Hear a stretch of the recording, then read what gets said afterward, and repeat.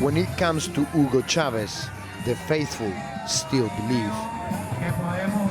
La revolución del 2000 siempre, ¡viva Chávez! Venezuela's imposing leader once led an impressive flock. But just 3 years after the death of El Comandante, his revolution and his successor Nicolás Maduro are facing the biggest crisis yet. To his supporters, Chavez was the leader who put them on the path to 21st century socialism. But since his death, the country has been on free fall. The economy is shrinking, crime is rampant, and he has the biggest inflation in the world. I've come here to find out what happened to the Venezuela that Chavez left behind. Vamos.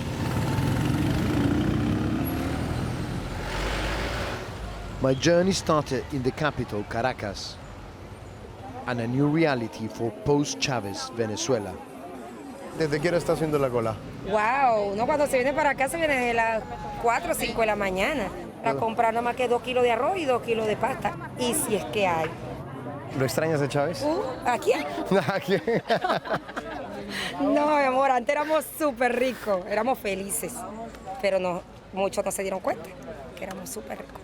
Ahora somos pobres de los pobres. Venezuela is one of the world's oil giants, but with crude selling at less than $40, food imports have plummeted, meaning sky-high prices and empty shelves. Inflation is set to top 700% this year. ¿Y usted a qué hora llegó ahora en la mañana? Yo estoy desde ayer. ¿Desde ayer? Sí. ¿En la noche? ¿Y a qué horas creen que van a salir de acá? Como a las 3 o 4 de la tarde. Y si es que llegamos a comprar. Si es que llegamos. For the country's poor, the crisis is getting worse. The next day, I went to find out if Angelica, who I met in the queue, had managed to buy anything. Chavez won support in places like this thanks to generous social programs. Now money for these too is running out.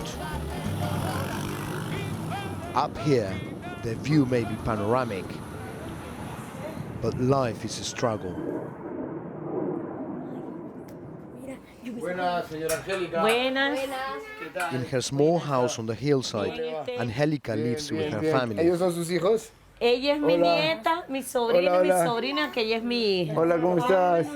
Once a week, she stops work to spend the whole day queuing for food. Dime tú. ¿Usted votó por Chávez?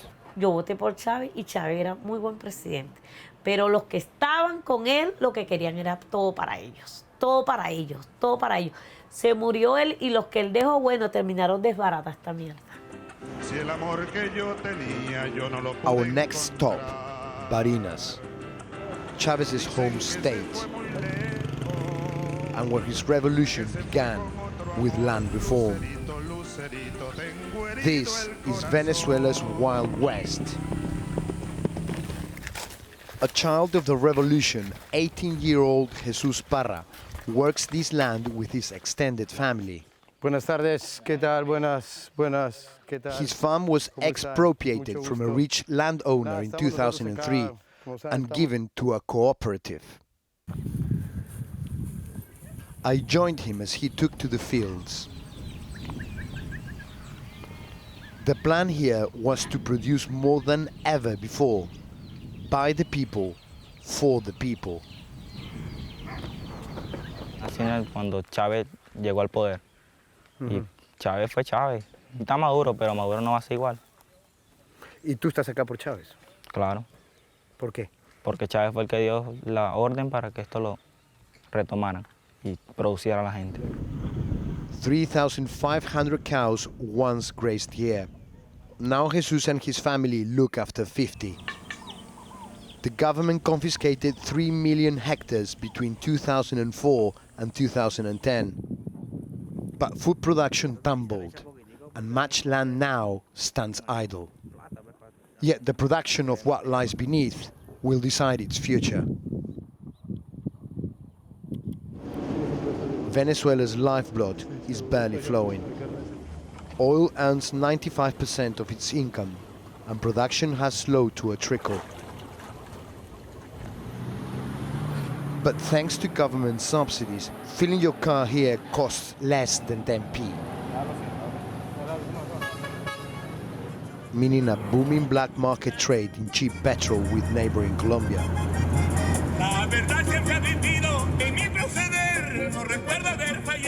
We joined the smuggler on his daily route. Yo invierto 700 y allá le hago 14.000 bolívares, 15.000 bolívares. Smuggling has long been part of life on this border, but the economic crisis is driving more people into its arms. And authorities themselves are the biggest culprits.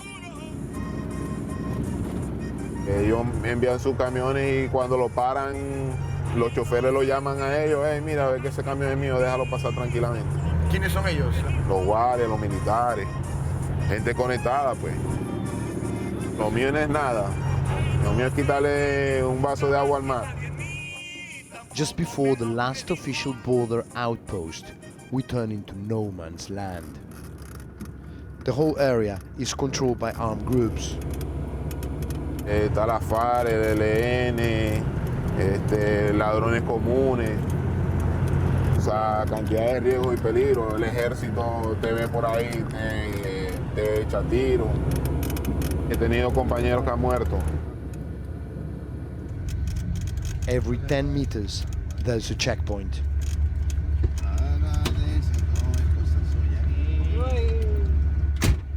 Each local guardian demands a toll.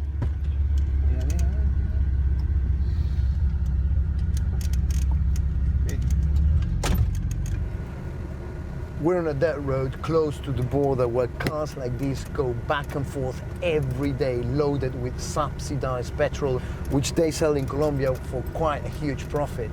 The Venezuelan government said that the illicit trade was bleeding dry the country, so they closed the border. But here, it's business as usual. After a few more miles and kickbacks, we are in Colombia. Armando's regular buyer is already in place. El negocio va para arriba. Vaya estrenando, ¿no? Colombian border towns are thriving thanks to its generous neighbor. This delivery is just a drop in the ocean of the border trade, but offers a lifeline in tough economic times. Aproximado de 12.000 bolívares. O sea, un sueldo mínimo prácticamente en Venezuela. Es riesgoso y eso, pero bueno, es el precio que se paga. Venezuela's king of kings left the country running on empty. Now it's every man for himself. Chavez's socialist revolution may have died with him.